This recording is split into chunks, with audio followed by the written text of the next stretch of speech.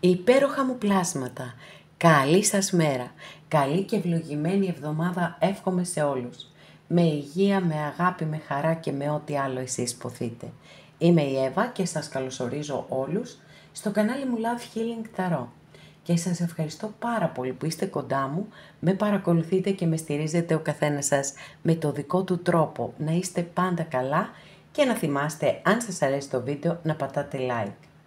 Πάμε να κάνουμε το θέμα μας, το προσωπικό σου μήνυμα και οι εκπλήξεις της εβδομάδας, οι οποίες εύχομαι να είναι καλές και ευλογημένες για όλους μας. Για το προσωπικό σου μήνυμα θα επιλέξεις ροζ χαλαζία, αμέθιστο, λευκό χαλαζία. Πρώτα όμως θα ξεκινήσουμε με τις εκπλήξεις της εβδομάδας που αφορούν όλους μας.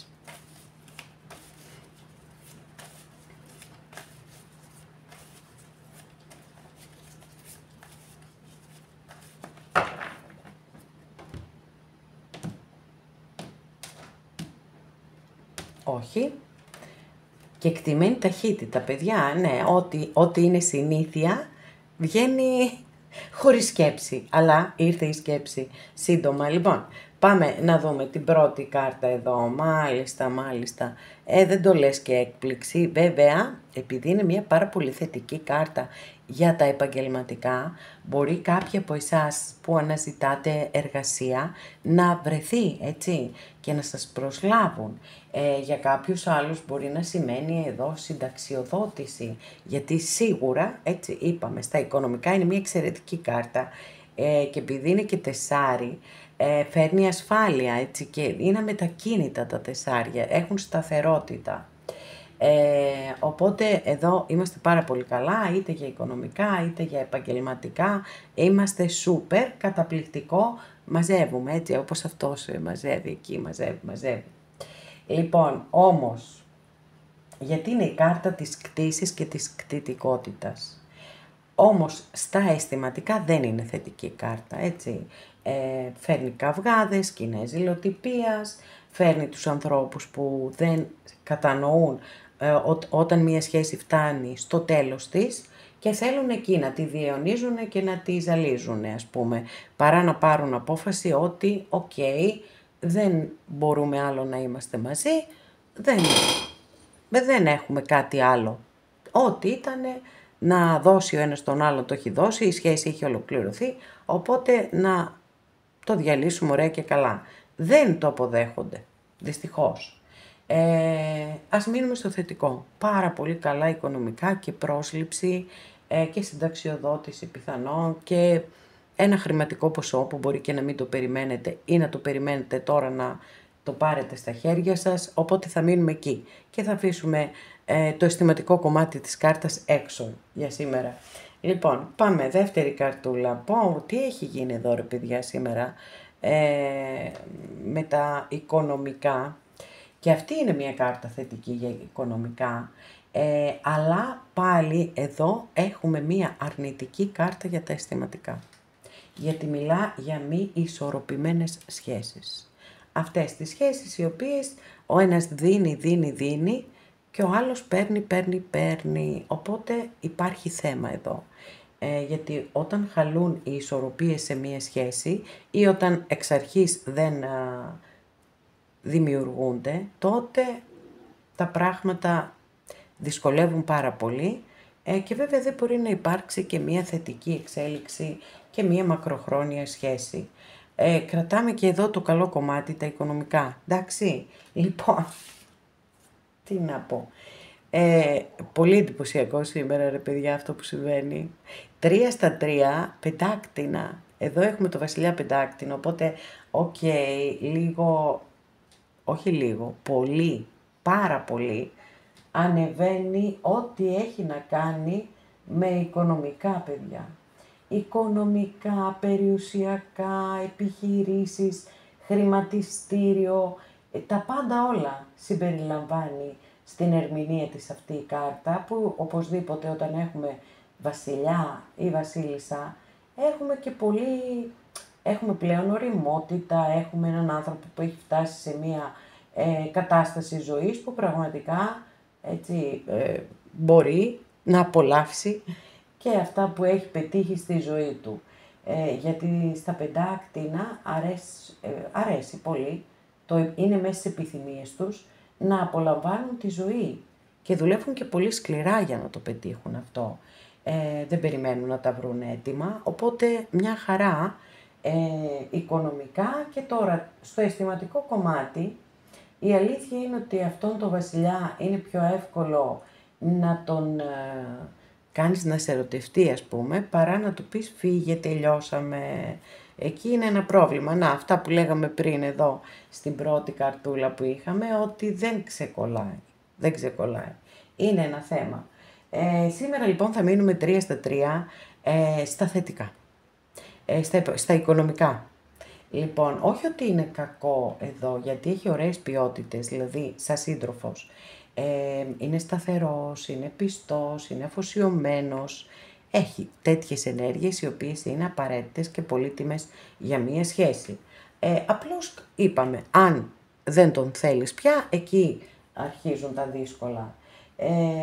Κατά τα λοιπά, είπαμε στα επαγγελματικά, είναι μια εξαιρετική κάρτα, μπορεί να μιλάει για μια πολύ πετυχημένη καριέρα, μια επιχείρηση που πάει πάρα πολύ καλά, γιατί έχει και την διαίσθηση, ας το πούμε και έτσι, να καταλαβαίνει τι θα του αποφέρει και οι αποφάσεις του είναι σοφές.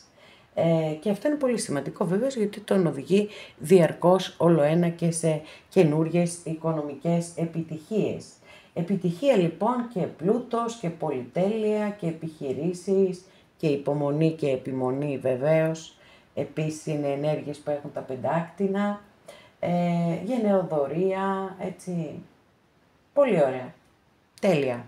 Πάμε να περάσουμε στα μηνύματά σας.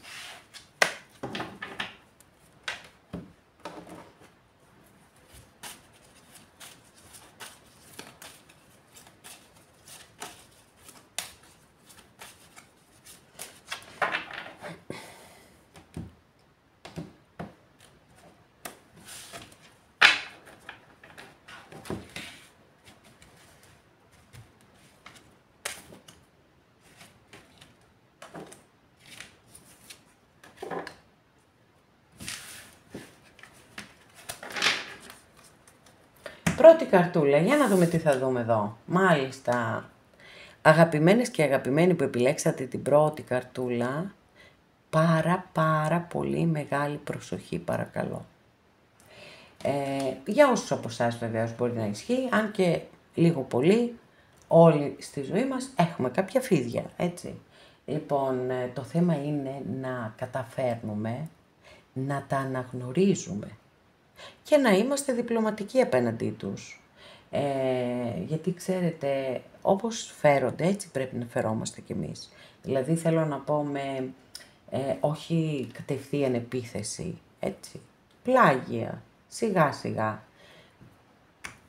Σε έχω καταλάβει, να πάρουν το μήνυμα δηλαδή, όχι να τους το πείτε έτσι ανοιχτά. Έχω καταλάβει τι συμβαίνει με σένα και προσέχω. Δεν μοιράζεστε πληροφορίες, ιδιαιτέρως αν είναι ευαίσθητες και σημαντικές για εσάς, όπως επαγγελματικά σχέδια, επαγγελματικές επιτυχίες, γιατί δυστυχώς δεν χαίρονται όλοι οι άνθρωποι με τη χαρά μας. Είναι ελάχιστοι αυτοί που θα χαρούν με τη χαρά μας. Ενώ στη λύπη μας βρίσκουμε πολύ περισσότερους να μας συμπαρασταθούν. Οπότε μεγάλη προσοχή στα φίδια, γιατί τα φίδια έρπονται κιόλας και δεν τα παίρνεις και χαμπάρι πολύ εύκολα. Δεύτερη καρτούλα, για να δούμε, μάλιστα. Εδώ έχουμε μία κυρία, εδώ βλέπετε, η οποία κοιτάζει από το παράθυρο. Κάτι γίνεται και εδώ. Δεν ξέρω αν υπάρχει κάποια γυναίκα η οποία, δεν ξέρω, σας περιμένει και ανυπομονεί. Περιμένει να την πάρετε ένα τηλέφωνο, περιμένει μία συνάντηση και δεν το εννοώ ερωτικά, έτσι. Το λέω γενικά. Μπορεί να είναι η μαμά σας, η αδερφή σας, μία φίλη από τα παλιά, δεν ξέρω, οτιδήποτε. Αλλά και εδώ νομίζω ότι καλό είναι να προσέχετε. Έτσι, ποια είναι αυτή η γυναίκα, γιατί κοιτάζει, ας πούμε, από το παράθυρο και το θέμα είναι και η αμφίεση που έχει και αυτό είναι σημαντικό, ότι είναι ημίγυμνη αυτό, περνάει ένα άλλο μήνυμα, γιατί έχουμε και άλλη γυναίκα στην κυρία Λένορμαν, η οποία είναι ντυμένη κανονικά. Άρα, σκεφτείτε το ο καθένας από εσάς, τι σας ταιριάζει και αν σας ταιριάζει και κρατάτε αυτό που σας ταιριάζει. Τρίτη καρτούλα. Μάλιστα, παιδιά, σήμερα είμαστε στα δύσκολα, έτσι. Δεν ξέρω τι γίνεται. 3 στα 3, οκ. Τι να κάνουμε, συμβαίνουν και αυτά στη ζωή τα πάντα. Λοιπόν, εδώ έχουμε το λαβύρινθο, που δηλώνει ότι πιθανότατα έτσι κάποιες από εσάς μπορεί να ψάχνετε να βρείτε λύση σε κάποιο θέμα και να μην μπορείτε να τη βρείτε αυτή τη λύση και όποια λύση και αν βρίσκετε, πάλι πέφτετε μπροστά σε έναν τοίχο. Το μόνο που μπορώ να σας πω εδώ είναι ότι αν είστε υπερβολικά φορτισμένοι συναισθηματικά, αφήστε λίγο στην άκρη το συναίσθημα, βγείτε λίγο έξω από την ιστορία σας, αν και εφόσον μπορείτε να το πετύχετε, και με αυτόν τον τρόπο είναι πολύ πιθανό να βρείτε μία διέξοδο, μία λύση, ώστε να μπορέσετε να απελευθερωθείτε και να ξεφύγετε από αυτόν το λαβύρινθο.